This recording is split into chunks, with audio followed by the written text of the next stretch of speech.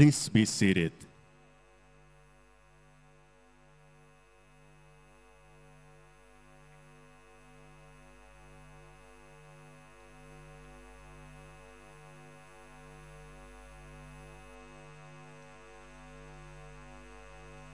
Your Majesty, Excellencies, distinguished guests, ladies and gentlemen, welcome to the opening ceremony of the 10th World Water Forum 2024. Let us immerse ourselves in the harmonious display of music and dance, a reflection of Mother Nature's message, an embodiment of resilience, paving the way towards shared prosperity for all.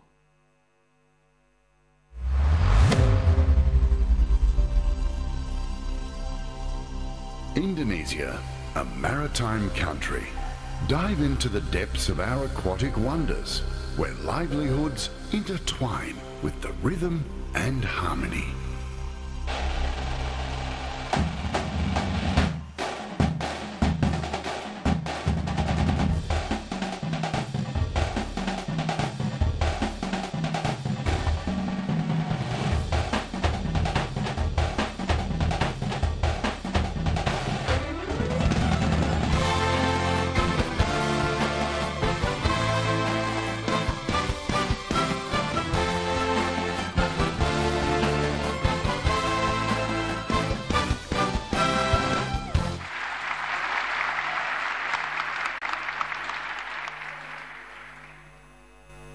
Your Majesty, Excellencies, distinguished guests, ladies and gentlemen, we hope that you enjoy an incredible performance by Indonesia's brightest talents, the harmonious collaborations of Purwacaraka's Orchestra and Choir, Udayana University Marching Band, and the captivating dance performances truly epitomize the unity of music, art, and culture.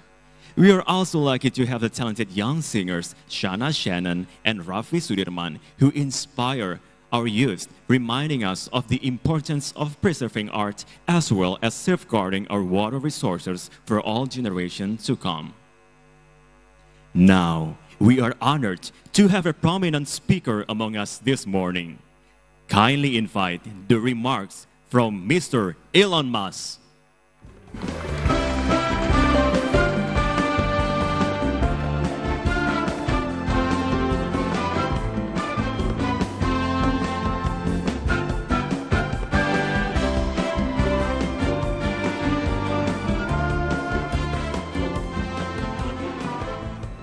Hello, everyone. Well, I must say I'm very impressed with this. This meeting room is amazing. I feel like I'm in a waterfall. It's really lovely here, and that was incredible, incredible performance. So I must say I'm quite delighted to be here this morning talking to you and to experience this wonderful event and everything that Indonesia has to offer. It's amazing being here in Bali in Indonesia. So, hopefully everyone saw the mangrove forests, because those are very impressive. It's several 100,000 acres of mangroves that I think have been replanted, if I recall correctly. So there are a lot of great things happening in Indonesia and the rest of the world. Overall, I would say I'm quite sort of optimistic for the future. I think we should never be complacent or entitled. But I do think that if we're not complacent and entitled, that the future will actually be great for the world. And I think we're headed to a bright future overall. And with respect to water, I've always thought we call Earth Earth, but actually Earth is 70% water by surface area. So technically, I think if aliens came here, and a lot of people think aliens have come here, because they're always asking me about aliens. They would name us water, because we are 70% water and only 30% land.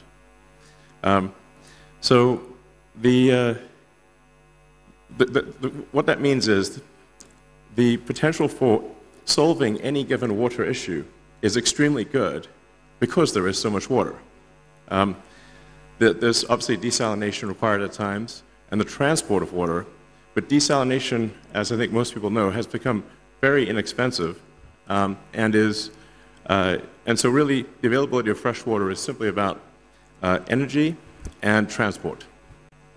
So that's, when I talk to even very well-read, very smart people in the United States, they will often think, well, the water crisis is unsolvable. But in fact, it is very solvable. And there are continuing breakthroughs in the efficiency of desalination. And anyway, I think we've got a great water future ahead of us, and I think a great sustainable energy future ahead of us. Yes. So anyway, hopefully that is. I'm kicking things off on a positive note, but I think with good basis for doing so. Yeah. With that, I think the next section is really just some questions or Q&A. If anyone would like to ask me anything about anything, I suppose we should generally stick to the topic of water, given that it's the water conference. But I'm happy to answer other questions as well. I'm not quite sure how the logistics of question posing works, but you could just say a question. Sure.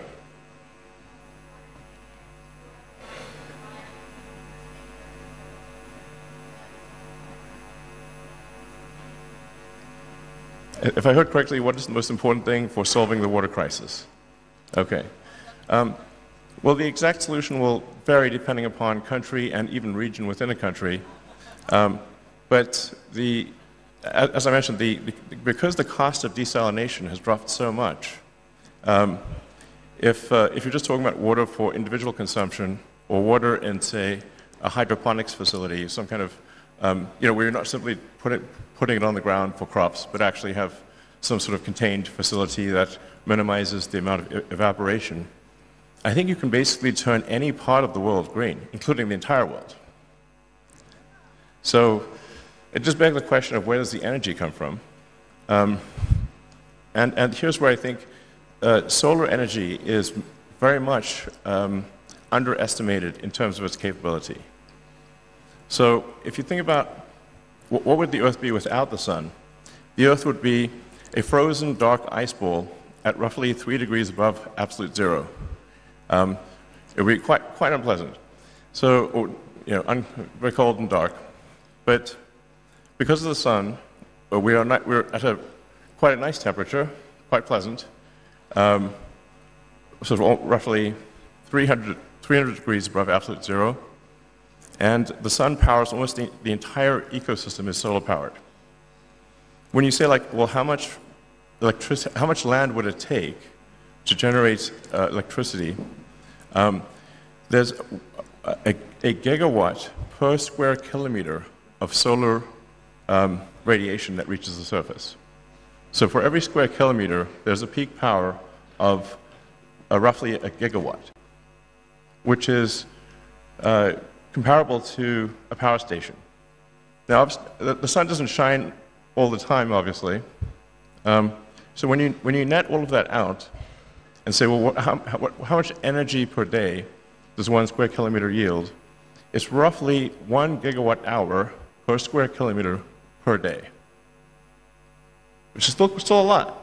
So, and if you do the rough math to power the United States, which is a heavy user of electricity, would take less than a 200 kilometer by 200 kilometer solar array, power the entire United States. And if you drive through the United States, there's plenty of sections of the United States where there is basically no people.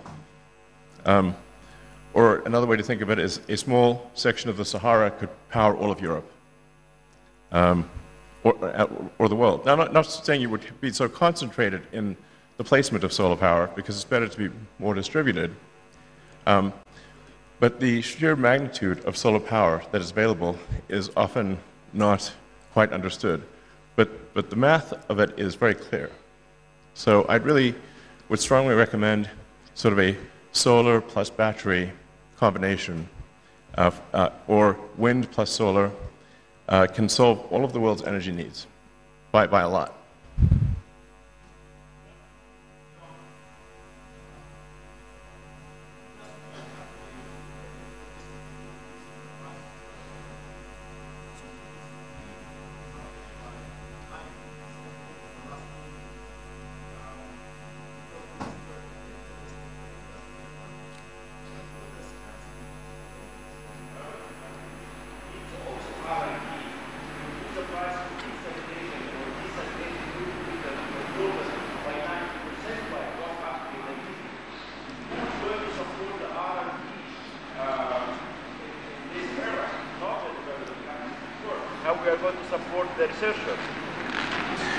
Yeah, so something that I would encourage everyone in the room to look at is, and you touched on that briefly, is that the cost of solar power has dropped dramatically over the years.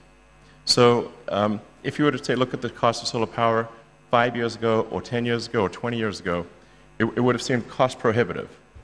But the cost of solar power today is extremely low. And the cost of batteries to store the energy has also dropped dramatically. The cost of battery storage of electricity has dropped by a factor of 10 in the past 5 years. So many of the studies that were done in times past when batteries were very expensive and solar power was very expensive. And I would just encourage everyone to basically take another look at the cost of solar and the cost of batteries, and I think you'll find that you're pleasantly surprised. So, all right, time to wrap it up. Yes, okay, thank you. Well, it's an honor to be here, and thank you very much for listening to my words, and I hope you have a fantastic conference. Thank you. Thank you, Mr. Elon Musk. Please return to your respective seat.